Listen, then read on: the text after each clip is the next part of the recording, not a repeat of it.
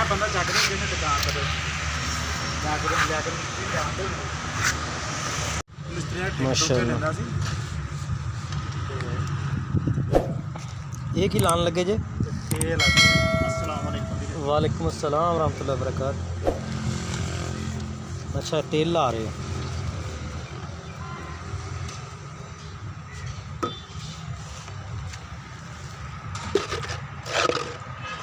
ये रंग बढ़ा के रखा? हाँ जी रंग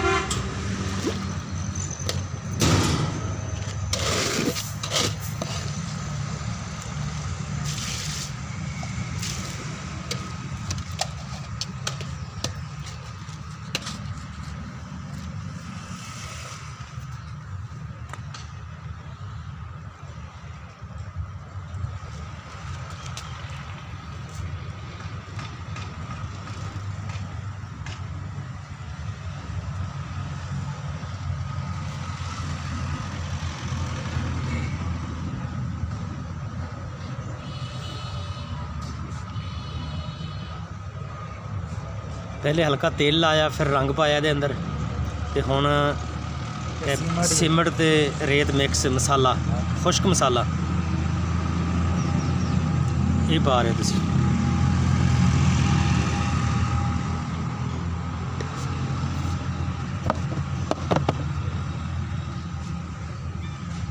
यही डिज़ाइन है कि होर भी डिज़ाइन होंदे तुहाडे कोल? डिज़ाइन बथेरे है, यानी काफ़ी डिज़ाइन है। हाँ जी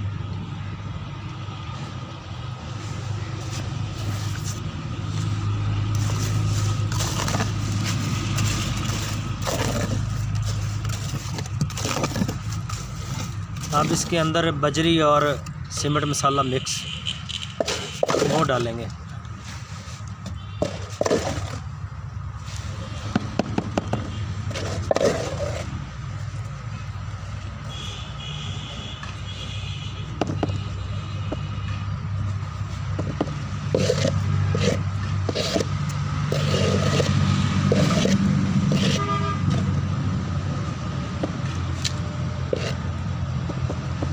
वेरी गुड।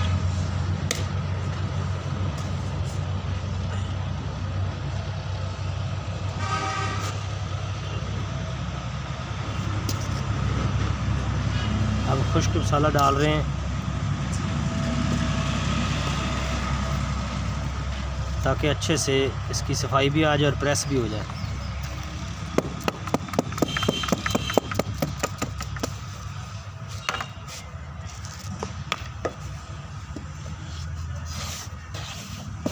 वाह जी वाह, बहुत अच्छे। एक मिनट।